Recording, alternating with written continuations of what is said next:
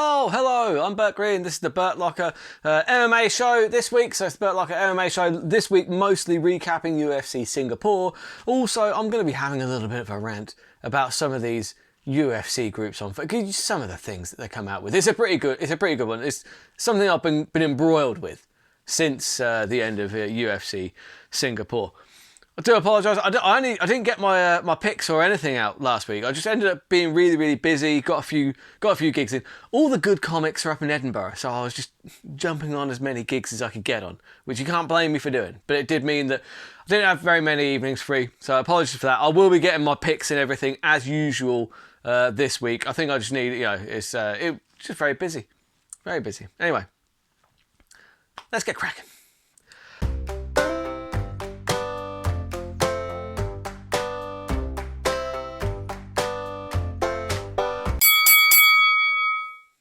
So, UFC Singapore. For me, the standout performances, you had Justin Taffer, who was awesome. We knew that was going to be awesome. Come on. Justin Taffer against Parker Porter at heavyweight. That's a great fight. That's just a fun fight. Everyone knew it was going to be a fun fight, and it really was. It was one of the fights that I had earmarked, and it was just, Taffer just throwing big bombs. I think he hit him with a knee. That's what started the ending combination, and then ended up making Parker Porter fall flat on his face, and that's always an indicator that the person is out. If they're falling forwards, it's not a great sign. So up next, for Justin Taffer, I was thinking about some good matchups for him. You want to get him into the rankings, really. And there is one gentleman who's in the rankings, coming off a loss, who I think will want to get one back in there. Very exciting style, runs forward and throws in a similar way to Justin Taffer. That man is called Marcos Rogeria de Lima. And that's a fun fight. Book that one next. For me, Justin Taffer against Marcos Rogeria de Lima. God, I butchered that. I'm just going to call him De Lima. The bull Brazilian fella who's a nutter who got knocked out by Derek Lewis in the last one. Either way, that'd be a fun fight.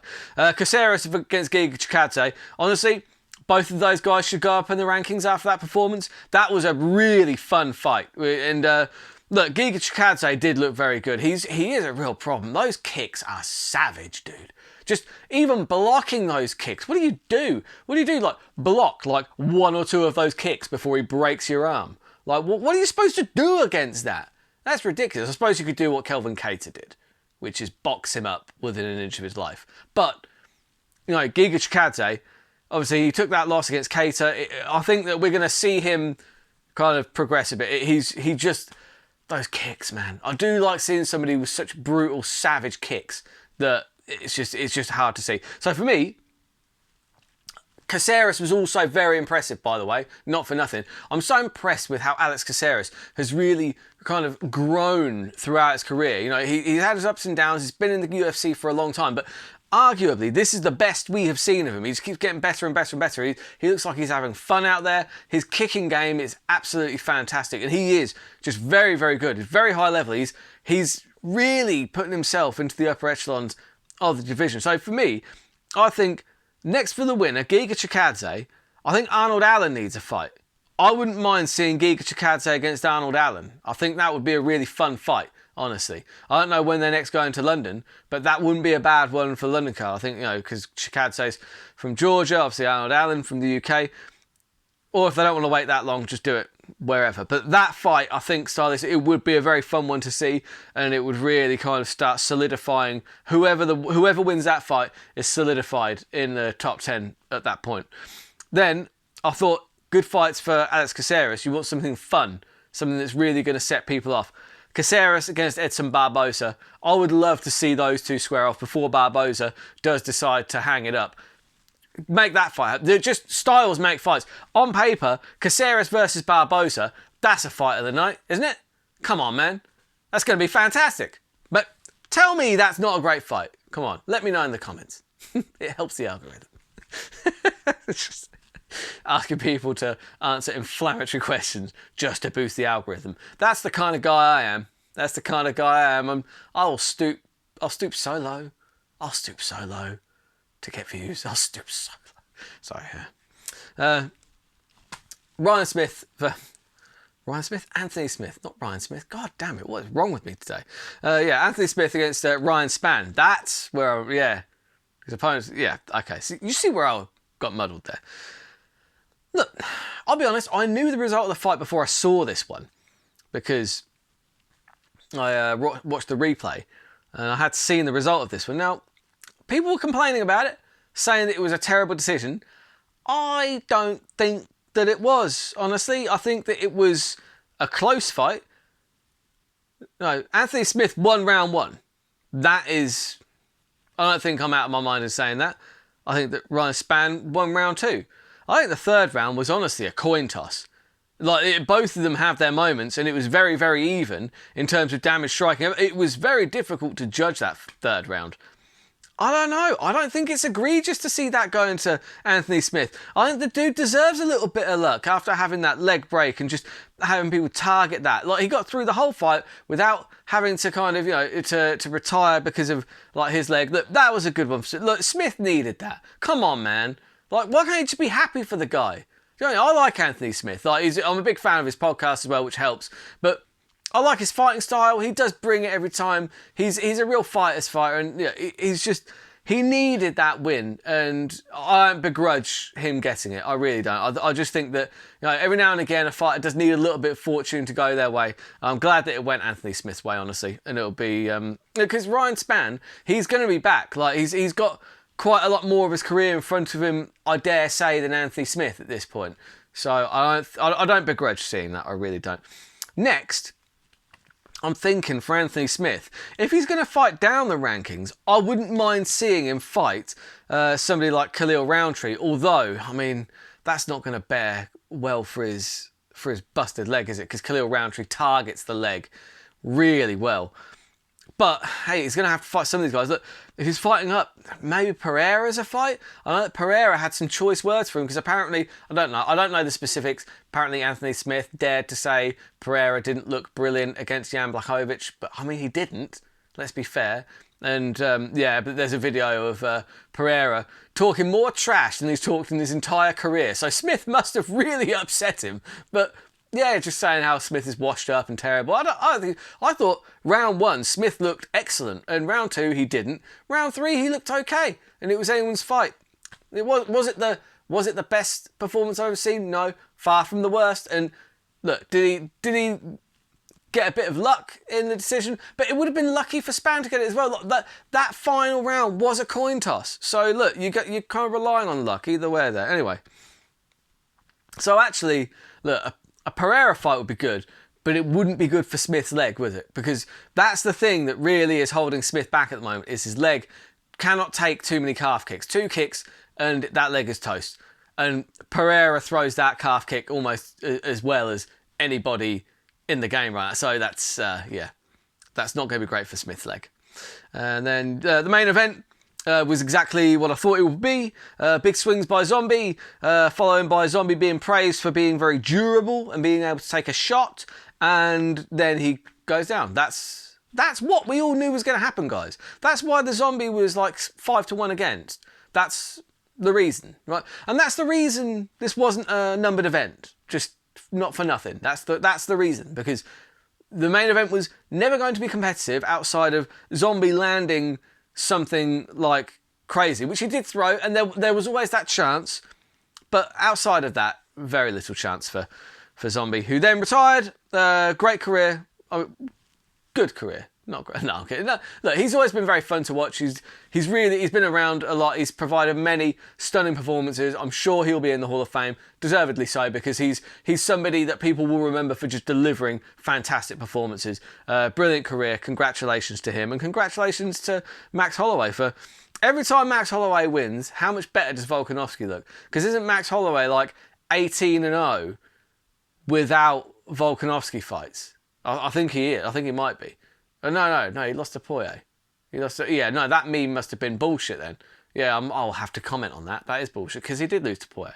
Anyway, before I get into the news, just if you like this content, hit subscribe. I do normally do like I said, I didn't last week, but ordinarily preview shows every week, casuals guides. Effectively, I go through the entire card for the upcoming week, with information on every single fighter, every single fight. I make a pick, but the information is there for people to make their own picks. And it just means that when you go to watch the fights, you'll know all of the fighters up and down the card. And I do that in 15 to 20 minutes. It's usually around 15 minutes. So you don't have to sit there for 2 hours watching a podcast. I will give you all that info in 15 to 20 minutes because there isn't many that do that. Like, I don't get me wrong, I really love all the other podcasts, but god damn it, so I've got stuff to do. You've got things to do. Do you know what I mean? You have a life. You've got a full dance card. I've got you. I've got you. So yeah, hit subscribe, hit the bell notification. And we have a good laugh on the wrap-up shows as well, to be fair, because a lot of the time my picks go horribly wrong. And what's funnier than that? Nothing. Nothing for nobody. So there's not really anything in the news this week. But what I do want to talk about is number one, TNT Sports moving over to Discovery now on in the UK. God damn. Was that a palaver to get changed? It's just here in the UK because the fights are generally on at 5 o'clock in the morning. We don't have to pay the exorbitant pay-per-view prices that the Americans do. So you know, it's swings and roundabouts. There are pros and cons. But we do have it on BT Sport, at least we used to. It's now changed to TNT Sport. Now, I used to have it through BT Sport, had it on the BT Sport app, and I noticed that the BT Sport app, even though they said nothing else was changing, the BT Sport app hasn't had any replays of any sports since they handed over to TNT. I then noticed, because I do subscribe to Discovery Plus, because I really like all the documentaries. I'm quite into history documentaries, and also anything where they're in search of Bigfoot, quite frankly. I mean, the best thing about a Finding Bigfoot documentary is they can draw it on for as many seasons as they want, because they will never find him, but there's always the hope, isn't there? There's always the hope. They get me in. Much like, whoa, they've got some new footage. It's like, no, it's a bear. It's a bear. But no, it might not be though. I mean, it's a bear. It's a blurry bear. But either way, I noticed that they've actually added a premium Discovery Plus, which has all the TNT Sports on there. So I had a quick look. I wonder if they've got all the UFC on demand, because if they do, then I'm going to subscribe to that, because it's 30 quid a month, but I get every single event on demand. That'll do, because I'm a huge MMA fan, so I'll get use out of that. So I logged in, there it is, and it said, you need to, I thought I could just click on it and upgrade, frankly. Nope, not the case. It says, you go to your account on desktop. Okay, so I logged into my account. You go to account settings, I can see what the subscription that I have. There's no option to upgrade it, but it says you can only do this through your Amazon account. So I went to my Amazon account, and there's only the option to cancel it.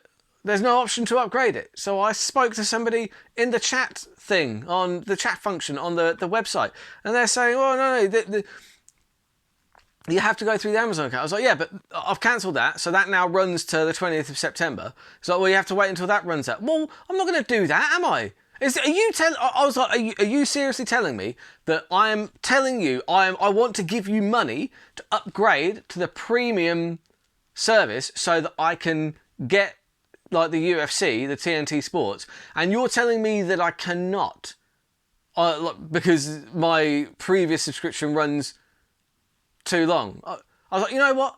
I'm just going to create a new account with a new email address. It's like, yeah, you're going to have to do this. Like, look, good Lord. I was set. I wanted to watch the UFC that day. How many potential subscriptions have they lost as a result of that? Not being Discovery Plus, you need to streamline that shit, guys. I'm not exact. I know how to use an app. I use all the streaming apps. It's not like I'm completely new to this, right? But I couldn't believe how clunky and difficult. It should be a 2-click process. I would like to upgrade to the premium package so I get sports, click, payment, done. That should be it. Come on, guys. That needs to be way better. I bet they've lost a lot of potential subscribers just because they're like, well, you know what, I'm not even that fussed. This is bollocks. You know, if you're going to make it this difficult, I'm just going to not bother. Yeah, but I will say, when I watched the replay on TNT Sports, I will say this is through Discovery Plus, just for the UK viewers. So TNT Sports is moved over to Discovery Plus. I would recommend it because I have tried it out. The replay was fantastic. When I noticed when I hit pause, it had like all these clocks at the bottom of the replay bar. So you go up to the clocks and scroll across. It's got all the fights in the chapters, so you can just go straight from fight to fight to fight to fight. Fantastic. Like the old BT Sport app didn't do that. This is good. So I'd say that actually the service has improved, and I think it's a lot cheaper than BT Sport. I think because if you get BT Sport through Sky and that, I think it's really more expensive than 30 quid a month. It might not be. It might be about the same. Either way, I feel like the service has improved and it's moved over to Discovery Plus, so you get Bigfoot documentaries as well. What more could you want? What more could you want? I do not work for Discovery Plus, I would say. I would say that their clunkiness and terribleness for upgrading subscription needs work, but the actual product of the UFC replay was top notch. And now I'm going to move on to the MMA fans will complain about bloody anything, won't they? Like, this is more directed at I'm in a few of these groups on Facebook. You know the ones, low kick MMA and such, right? I saw this one guy literally crying because he was saying that the UFC did Korean Zombie dirty by not having Bruce Buffer there to announce his final fight. Good Lord. Is that what you're crying about now? It's just, right, not being funny, but considering all these like UFC groups are people following a blood sport, you're a bunch of pussies, man. A lot of you are a bunch of pussies crying about anything. Crying, oh, these fighters don't make enough. Oh, look how much taxes they're being taxed. Oh, that fight got stopped early. Shut up. It's pathetic. It's pathetic. It's ridiculous. And it's just, look, dry your eyes, but don't fucking immediately splurge whatever stupid dumb opinion you have into these groups. It's just ridiculous. Although without those, I guess those groups would be defunct. And I do understand the irony of complaining about people complaining. It's not lost on me. Don't you worry about that. But anyway, that's what I've got for you this week. I just realised I didn't actually look at any funny MMA memes this week. So maybe I'll do one separately. I don't know. I'll find an extra one next week. I just realised that I forgot. Anyway, I think I don't even know what are the fights this week. Let's have a quick look. Whilst I'm talking, send me any memes. Like I said, is it Garn versus Spivak? Is that this week? It is as well. Garn versus Spivak. That's a fun one. Let's have a look at who else is on that card. Because that's in Paris, isn't it? So that's going to be... Is that going to be a normal time for me? Oh, that's good. I'm in. Rose Namajunas is fighting. Benoit Saint Denis is fighting. Thiago Moises, that's a good one. Volkan Oezdemir is fighting and nobody. William Gomez, Carlos Almeida. Yeah, good card. Not bad at all. Yeah. No, looking forward to that. Garn versus Spivak, it kind of sorts out the heavyweight division a bit. So I'll be doing a casuals guide, some terrible bets, and until next time, keep those odds long and those bets terrible.